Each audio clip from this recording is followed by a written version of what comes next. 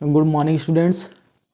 In this video, we are going to study about acetic acid, ethanoic acid, its chemical properties, soap and detergents, and cleaning property of soap and detergent. This is the fourth video of this chapter. Okay. Now let us start. First point is acetic acid. IUPAC name ethanoic acid.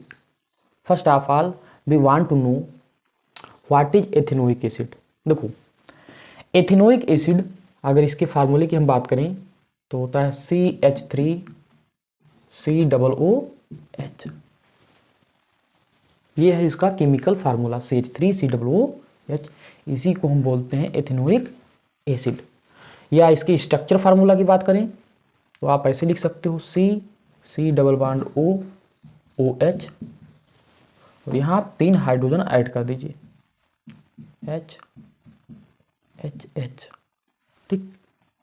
ये इसका हो गया structural formula. General name इसका यही हो जाएगा। ये क्या है? जनरल नेम एसिटिक एसिड ही बोलते हैं इसे। हाँ, ये है आपका IUPAC नेम। ये क्या है आपका IUPAC नेम। क्योंकि आप जानते हो 2 कार्बन है और COOH ग्रुप भी है, तो 2 कार्बन है तो एथ लिखेंगे, सिंगल बॉन्ड N और ओइक एसिड ऐड कर देंगे तो एथेनोइक एसिड। ये हो जाएगा इसका IUPAC नेम। ठीक। अगर इसके हम मेल्टिंग पॉइंट की बात करें तो इसका मेल्टिंग पॉइंट कितना होता है 290 केल्विन। यानी 290 को अगर हम चेंज करें तो हो जाएगा कितना, इसको 16 पॉइंट समथिंग या 17 डिग्री सेल्सियस लिख सकते हो आप। ये इसका क्या मेल्टिंग पॉइंट। इसके नीचे 16 डिग्री पर अगर टेम्परेचर आ जाए तो ये क्या हो जाता है, ये सॉलिड स्टेट में चेंज हो जाता है। वैसे लिक्विड फॉर्म में रहता है, सॉलिड में क्या हो जाएगा, चेंज हो जाएगा। इसीलिए इसको बोलते हैं ग्लेशियल एसिटिक एसिड। जब ये सॉलिड स्टेट में आ जाएगी ग्लेशियल एसिटिक एसिड। ठीक।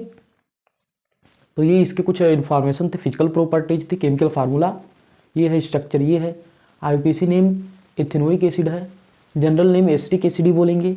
मेल्टिंग पॉइंट 290 केल्विन है या 17 degree Celsius.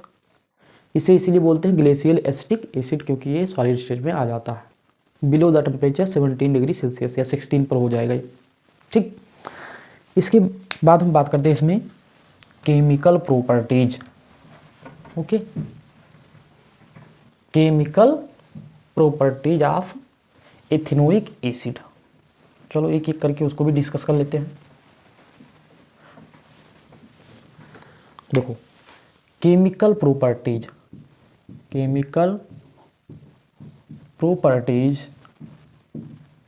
Of ethanoic acid.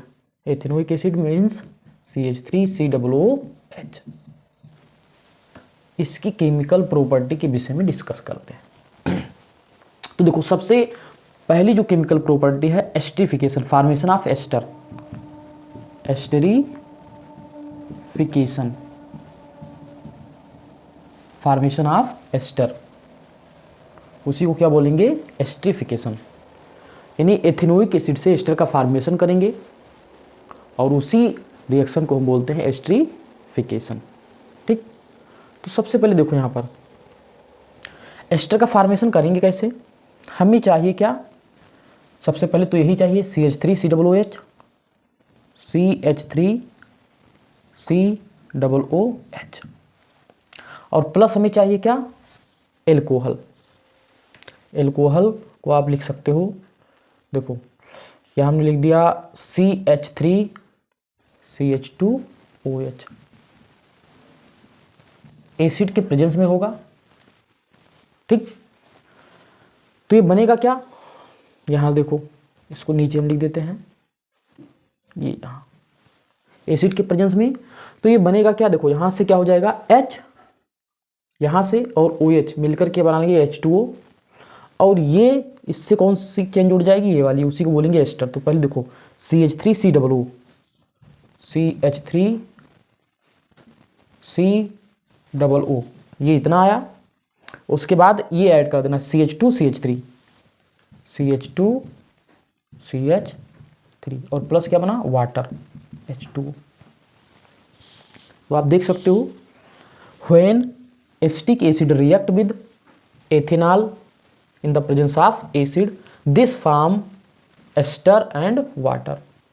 इसी कंपाउंड को हम क्या बोलते हैं एस्टर। देखो COOH होता तो हम बोलते क्या है कार्बोक्सिलिक एसिड, लेकिन यहाँ कार्बन पूरा लगा हुआ है तो इसे क्या बोलेंगे एस्टर बोलेंगे।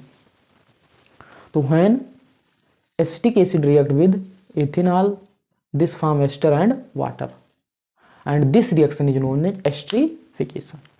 तो इसको ऐसे भी समझ सकते हैं, यहाँ से इसको हटा देते हैं, इसको हम स्ट्रक्चर के रूप में लिखें तो ज़्यादा अच्छे से रिएक्शन आपको समझ में आ जाएगा। जैसे यहाँ देखो CH3 C double bond OH, ठीक ऐसे लिख दिया हम इसको, एसिटिक एसिड ही लिखा हुआ है और प्लस एथेनॉल को लिख देते हैं तो HO CH2 CH3, यानी पलट करके लिख दिया हमने, ठीक। प्रेजेंस ऑफ क्या रहेगा एसिड, प्रेजेंस ऑफ क्या रहेगा एसिड ही रहेगा, या H+ यहाँ लिख सकते हो प्रेजेंस ऑफ एसिड, जैसे सल्फ्यूरिक एसिड वगैरह हम ले सकते हैं। तो देखो होगा क्या यहाँ से इसका H और इसका OH निकल करके वाटर बन गया, तो ये बनेगा आपका CH3 C double bond O, उसके बाद फिर O और CH2 CH3, ठीक। तो इसी रिएक्शन को हम बोलते हैं एस्टरीफिकेशन। एस्टर बन गया और प्लस क्या वाटर यहाँ से हो जाएगा remove, this reaction is known as esterification, ठीक। चलिए इसके बाद आगे बढ़ते हैं और ध्यान रखना आगे जो हम सोप और डिटर्जेंट पढ़ेंगे उसमें एस्टर से ही सोप या डिटर्जेंट का फॉर्मेशन करेंगे। तो यहाँ देखो थोड़ा सा उसको भी दिखा देते हैं, एस्टरीफिकेशन से ही रिलेटेड है। एस्टर बना तो एस्टर को हमें क्या करना है CH3 C और यहाँ हमने ले लिया क्या double bond O CH2 CH3। अब यहाँ अगर इसका रिएक्शन किससे करवा दें NaOH से, तो देखो Na यहाँ लग जाएगा और ये पूरा कंपाउंड किससे जुड़ जाएगा OH से जुड़ जाएगा, ये पूरा कंपाउंड कार्बन की चेन। तो इसको ऐसे लिख सकते हैं CH3 C double bond O और यहाँ लग गया क्या Na और प्लस ये पूरा अभी बचा हुआ चेन तो किससे जुड़ेगा CH3 CH2 OH से जुड़ गया, ठीक।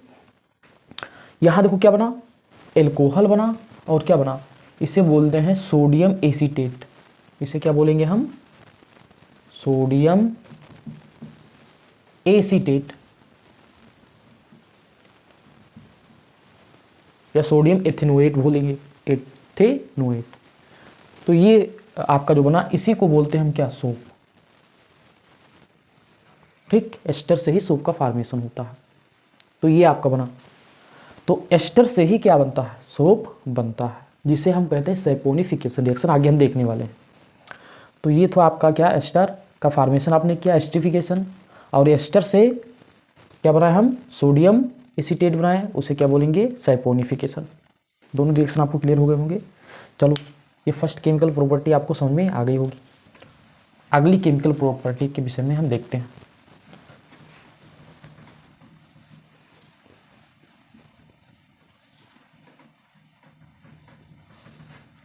क्योंकि हम केमिकल प्रॉपर्टी इसकी देख रहे हैं एसिटिक एसिड की।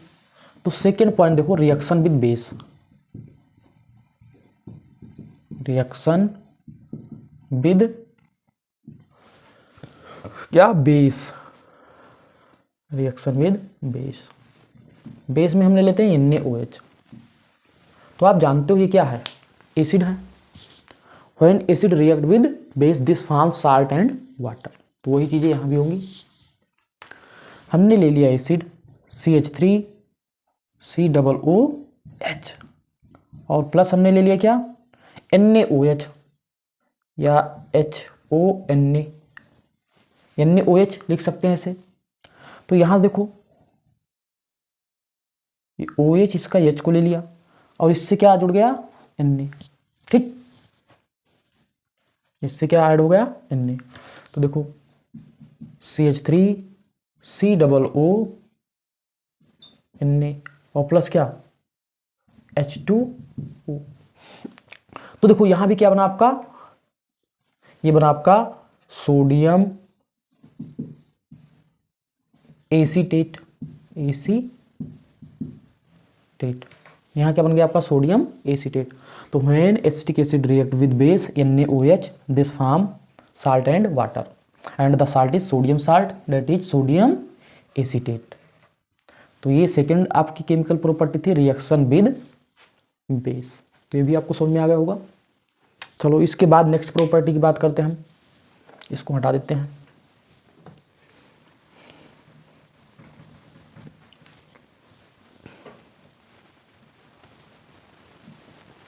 रिएक्शन विद बेस हो गया। अब देखो थर्ड पॉइंट क्या है, रिएक्शन विद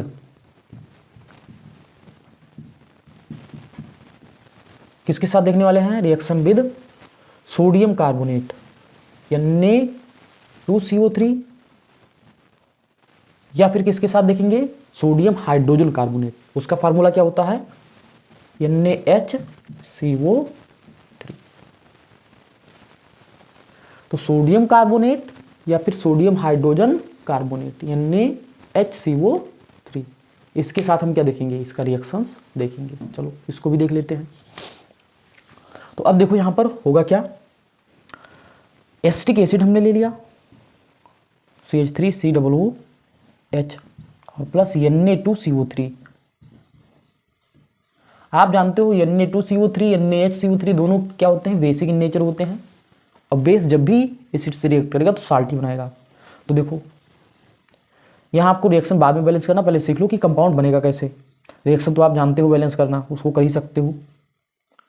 Na किसके साथ अटैच होगा, ये जो एसीटेट आयन है COOH, H यहाँ से रिमूव हो जाएगा, Na ऐड हो जाएगा, तो बनेगा क्या CH3COONA। एक तो ये बनना कंपाउंड आपका, ठीक। एक क्या बनेगा CO2 कार्बन डाइऑक्साइड, क्योंकि CO3 भी तो है CO2, और अभी भी बचा हुआ तो क्या बनेगा वाटर H2। तो यहां देखो जब भी ये क्या है आपका CH3COOH एसिटिक एसिड या ethanoic acid, when ethanoic acid react with sodium carbonate, ठीक, या फिर sodium hydrogen carbonate, then this forms sodium acetate, carbon dioxide and water. Clear. यहां इसको ऐसे भी लिख सकते हैं CH3COOH plus NaHCO3 CO3, this forms CH3COONA। Product दोनों जगह सेम ही बनेगी, चाहे ये लिया जाए चाहे ये, CO2 और प्लस क्या H2O। तो ये प्रोडक्ट का क्या होगा, फॉर्मेशन होगा। ये चीज़ें क्लियर हो गई होंगी, ठीक। चलो इसको अब हटाते हैं। तो ये कुछ केमिकल प्रॉपर्टी थी एसिटिक एसिड की जिसको हमने देखा। अब इसके बाद हम बात करते हैं सीधा क्या, सोप एंड डिटर्जेंट। तो इसको पहले रिमूव कर देते हैं, इरेज कर दें, उसके बाद देखते हैं।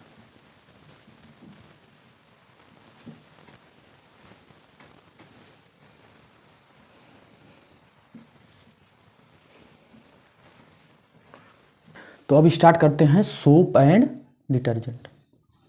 सोप एंड डिटर्जेंट,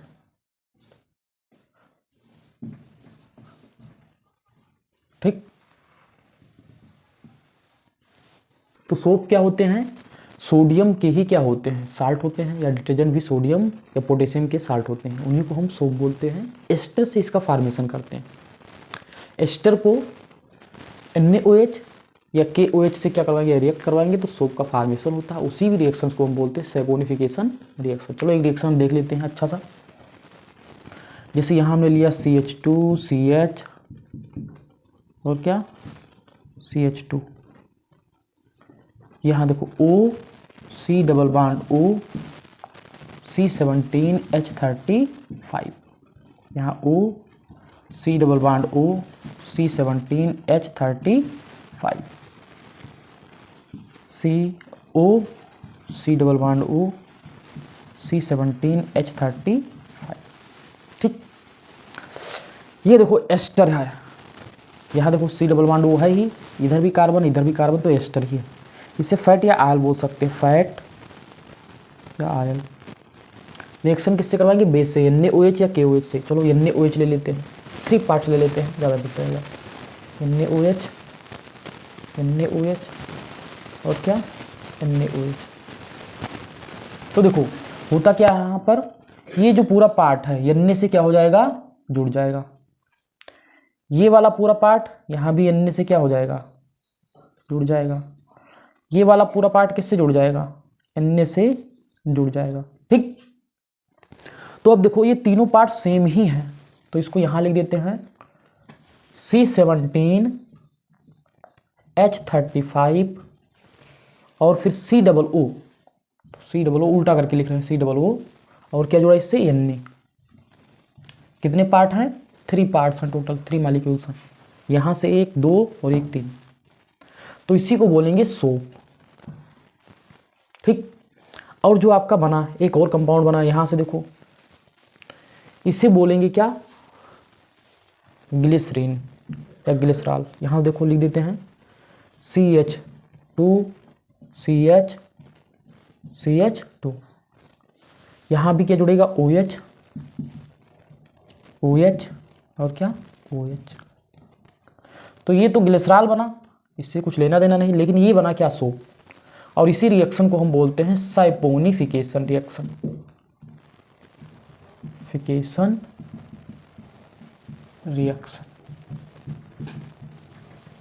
ठीक, saponification reaction, formation of soap by ester is known as saponification reaction. ये तो लंबा सा रिएक्शन हो गया, अगर ये लिख देते तो ज़्यादा बेटर है। लेकिन अगर आप देखो, आपको लग रहा होगा कि सर ने बहुत लंबा चौड़ा रिएक्शन बता दिया, याद नहीं हो रहा, तो इजी वे में इसको हम कैसे लिख सकते हैं उसको भी बता देते हैं। तो यहाँ से इसको रिमूव करके इजी वे में बता देते हैं। ठीक, लेकिन ये ध्यान रखना, अभी इसका हम बताएंगे स्ट्रक्चर।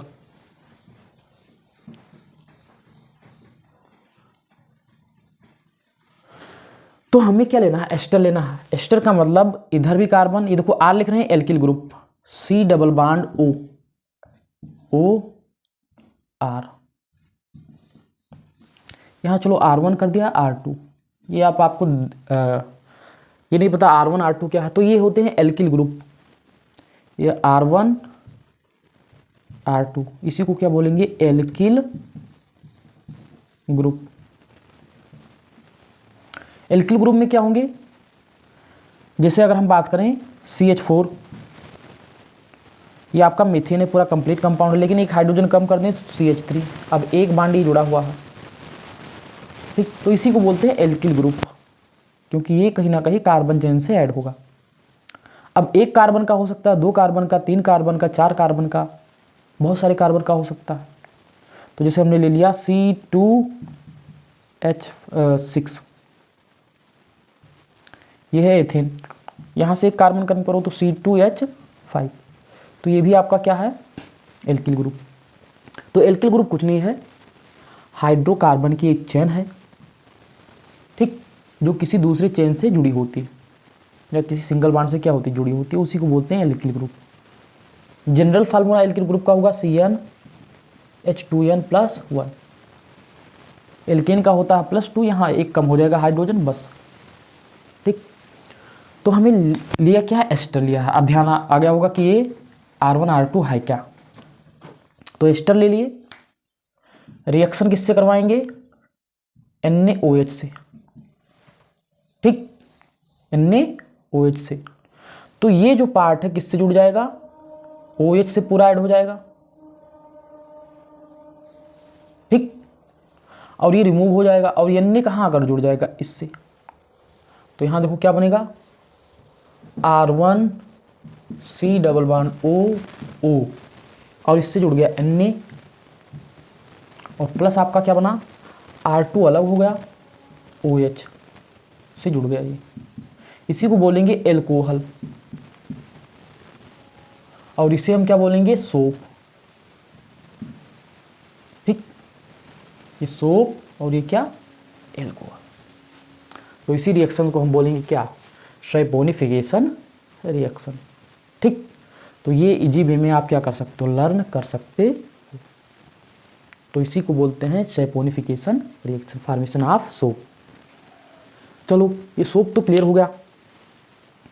अब अगर हम बात करें कि सोप की क्लीनिंग प्रॉपर्टी किस प्रकार से होती है, क्लीनिंग प्रोसेस की बात करें हम, कैसे क्लीन करता है, तो सबसे पहले देखो सोप का हम एक फार्मूला लिखते हैं, C17H35COONA। क्योंकि देखो सोप में हाइड्रोकार्बन चेन बहुत बड़ी होनी चाहिए, C15 हो, 16 हो, 17 हो, 18 हो, ठीक, कम नहीं होनी चाहिए। अब इसी को अगर हम लिखें तो आप बोलोगे ऐसे लिख सकते हो, CH3 CH2 CH2 CH2 CH2, ऐसे कितने CH2, 17, फिर लास्ट में COONA लिखेंगे। ठीक, बहुत लंबा लिखते चले जाएंगे, पूरा बोर्ड ही क्या हो जाएगा, फिल हो जाएगा। इसको हम स्ट्रक्चर के थ्रू भी लिख सकते हैं, लेकिन वो लाइन के थ्रू, जैसे देखो ऐसे ऐसे ऐसे ऐसे ऐसे ऐसे। अब आप पूछोगे सर ये क्या है, देखो यहाँ जो कार्नर है या जो साइड में है वहाँ कार्बन माना जाता है, जैसे 1 कार्बन, 2 3 4 5 6 7 8 9 10 11 12 13 14 15 16 17। ठीक, 17 कार्बन हो गए, ऐसे रिप्रेजेंट कर दिया गया। अब हाइड्रोजन कार्बन लिखने की जरूरत नहीं, और यहां हमने लिख दिया COONA। ठीक, तो ये आपका क्या हो गया, इसी को बोलेंगे सोप, स्ट्रक्चर ऑफ सोप। अब क्या कोई जरूरी है कि इतने ही कार्बन यानी लिखकर काउंट करके ही हम स्ट्रक्चर बनाएं, तो कोई जरूरत नहीं है। अगर हमने क्या किया, ऐसे ऐसे करके क्या कर दिया, COONA लिख दिया, तो ये क्या है, सोप का ही स्ट्रक्चर है। या देखो इसको और इजी में लिख सकते हैं, यहाँ COO निगेटिव आयन है, तो एक बड़ा सा यहाँ लगा दिए, ये माइनस और Na प्लस, तो ये किसका स्ट्रक्चर है, सोप का ही स्ट्रक्चर है।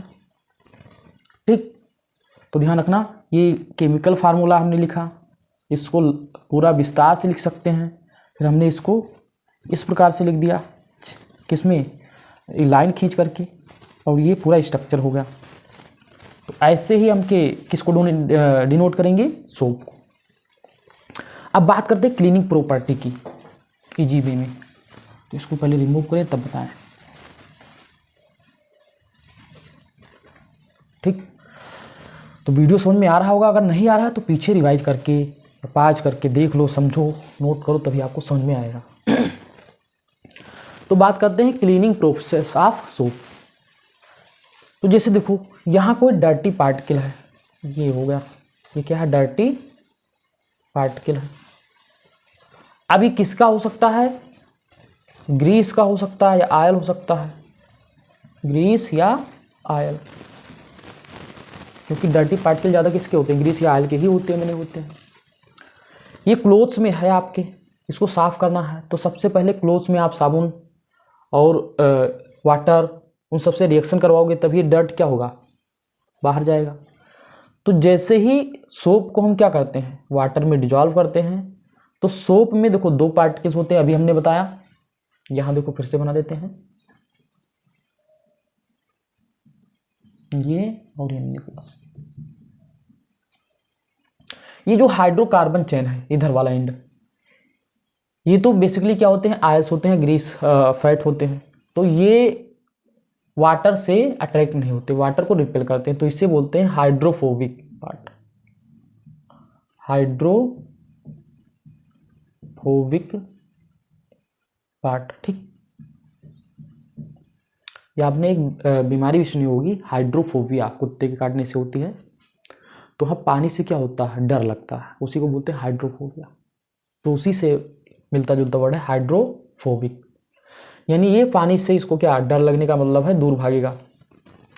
और ये जो निगेटिव आयन है ये हाइड्रोफिलिक पार्ट है, इसे क्या बोलेंगे, हाइड्रोफिलिक पार्ट। ठीक, अब होगा क्या, देखो दो पार्ट्स हो गए सोप की मॉलिक्यूल में, हाइड्रोफोबिक और हाइड्रोफिलिक। तो हाइड्रोफोबिक आयल होते हैं तो आयल से दोस्ती करेंगे, और हाइड्रोफिलिक वाटर की तरफ अट्रैक्ट होंगे। तो जैसे ये आपका ग्रीस है, ये क्या है, आयल है, तो आप जानते हो ग्रीस या आयल हाइड्रोफोबिक पार्ट से ही चिपक जाएंगे। जैसे देखो यहाँ सोप का एक मॉलिक्यूल तो रहेगा नहीं, डिजॉल्व करेंगे बहुत सारे मॉलिक्यूल आकर इससे जुड़ जाएंगे। यहाँ देखो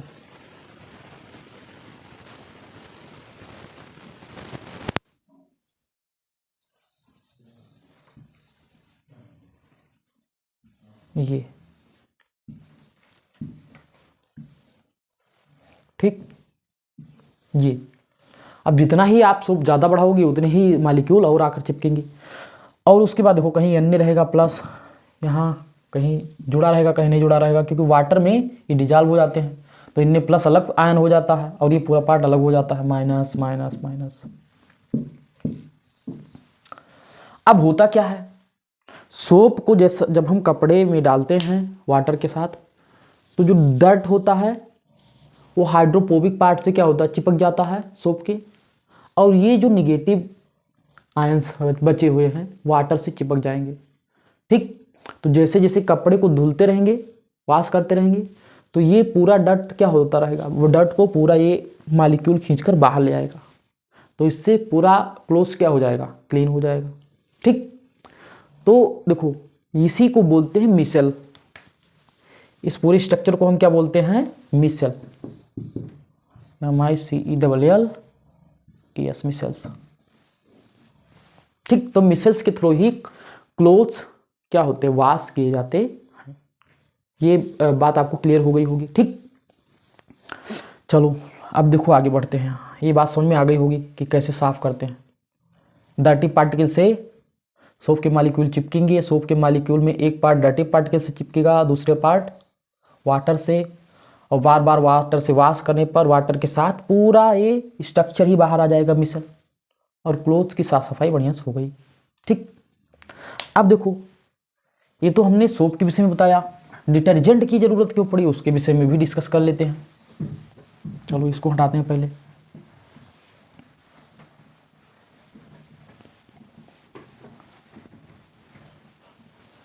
देखो तो सोप होता क्या है, सोप से आप सफाई कर सकते हो, लेकिन अगर हम बात करें वाटर, किस वाटर में कर सकते हो, तो वाटर टू टाइप्स के होते हैं, सॉफ्ट वाटर और हार्ड वाटर।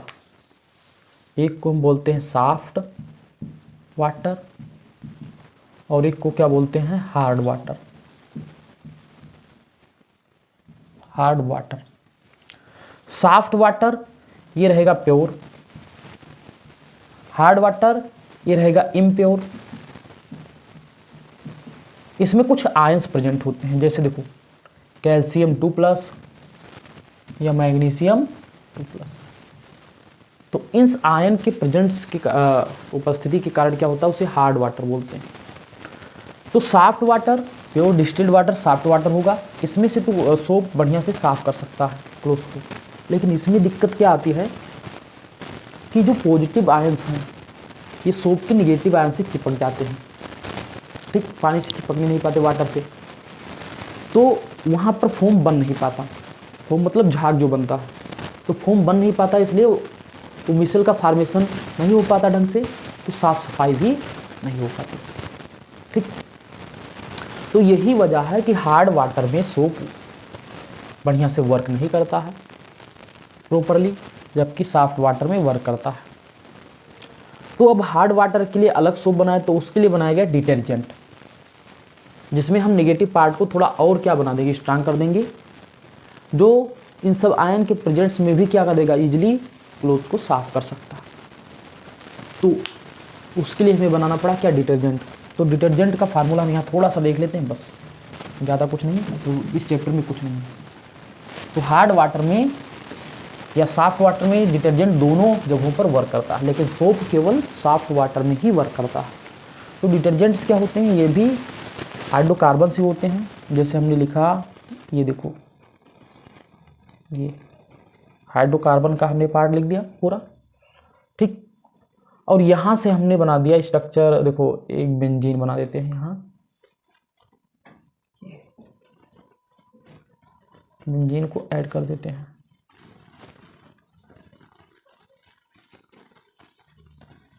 ये तो बेंजीन यहाँ पर हो गई ऐड, ठीक। और बेंजीन से SO3,